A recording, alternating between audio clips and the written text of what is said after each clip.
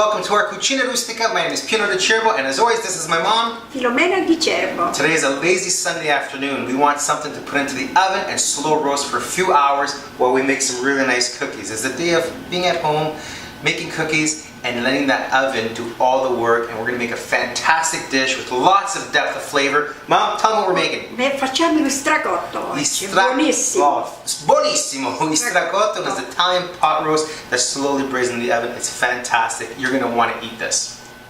These are the ingredients you're going to need to make this beautiful stracotto. First and foremost, we have a bottom blade pot roast available at any butcher shop or grocery store. We have thyme, celery root, carrots, onions, garlic, bay leaf, rosemary, red wine, salt and pepper, extra virgin olive oil, beef broth, and of course we have porcini mushrooms, dried porcini mushrooms from Aurora that are really going to add a lot more depth of flavor to this wonderful dish. I can't wait to start putting this together, and stay tuned, watch what we do.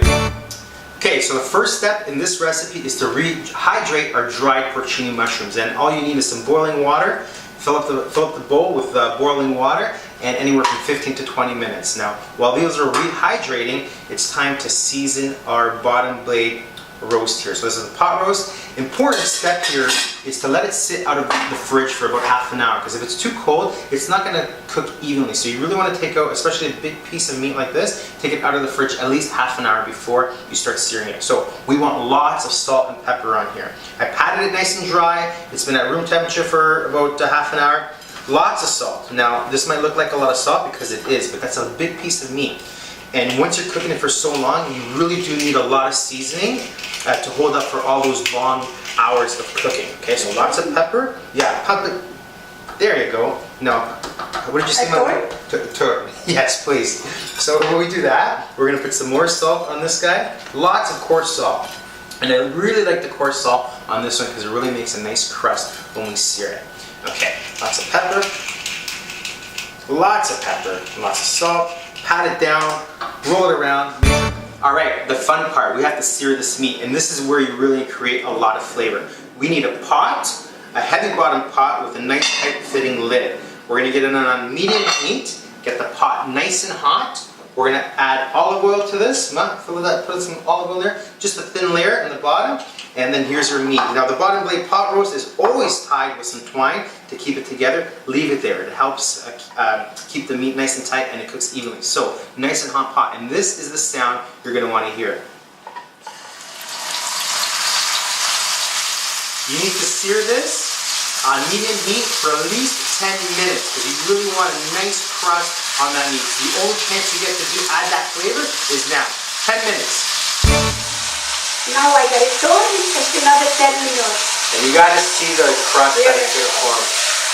Oh, wow. Look at that. Look at that. That's exactly what you want to see. All that crust forming, that salt crust on there, and all that depth of flavor at the bottom of the pan. I can't wait for the next step. In the meantime, preheat your oven at 325 degrees. We're ready to go. The second side is nicely seared. We're gonna take it out and add the rest of our ingredients. Yes. Okay, hang on to that. I'm gonna help you out here. Let's work together. Oh my goodness. That just smells so good. And all we have here is salt and pepper in the meat that's been searing. It has a beautiful color inside of there. And now we start adding. We got here onions. We have carrots. And everything here is big pieces and roughly chopped because we just really right now it's all about getting out some of that flavor out of those onions and celery, and it's going to have a long cooking process, so if they're too small, they're just going to disintegrate into anything. So we want nice big pieces there. This is a celery yak that we've just peeled. Has so much flavor, you can find it in any grocery store, and has a beautiful flavor. Alright, some whole garlics that we're just going to add inside there, and now we have all of our aromatics. We have rosemary, bay leaf, and thyme.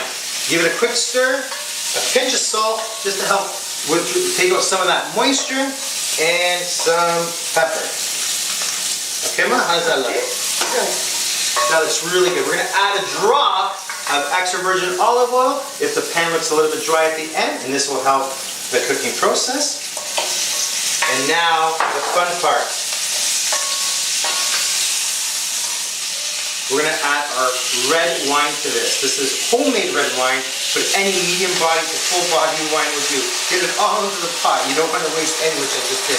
And the most important thing when you're using wine is you should always try it, because if you don't like the taste of it, why put it in your food? So, what do you think, Maya? Am I going to try it or are you going to try That's it? really good. Here you go. You work really hard. Have a sip. In the meantime, Yes. I'm going to add our porcini mushrooms that we rehydrated. We're going to add those in the pot. And then we're also going to add this liquid that we've made. This is like a little mushroom stock. So add that. Just being careful not to add all of it, because sometimes you'll find a little bit of grit from the bottom of those mushrooms. That's ready to go. We're going to add our stracotto back to the pot.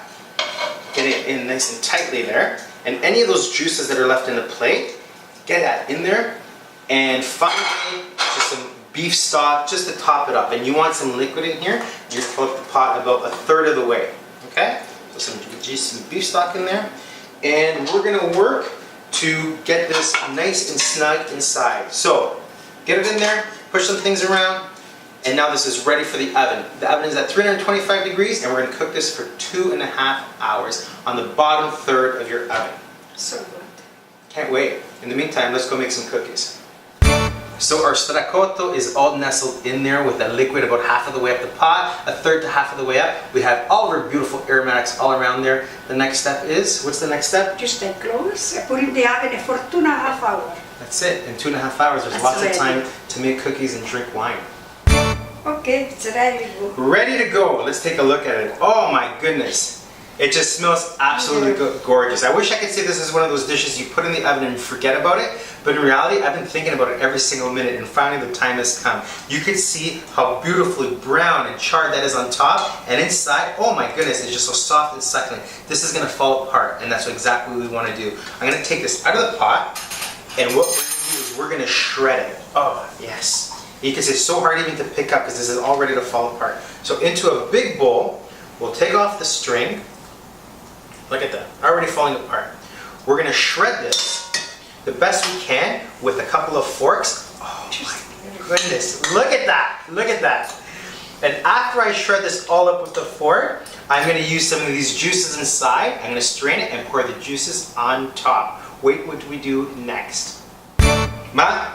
Il stracotto è pronto. It certainly is. Look at that. We shredded all that stracotto. Yeah. We strained out all that beautiful juices that were left in the pot, and here it is. The other thing we did is we used the Aurora polenta. We sliced little discs and put it under the broiler for a few minutes, and it's a beautiful bed that our stracotto is going to sit on top of. So, Mom, Wanna try? I definitely do. So please, a little bit of stracotto on top.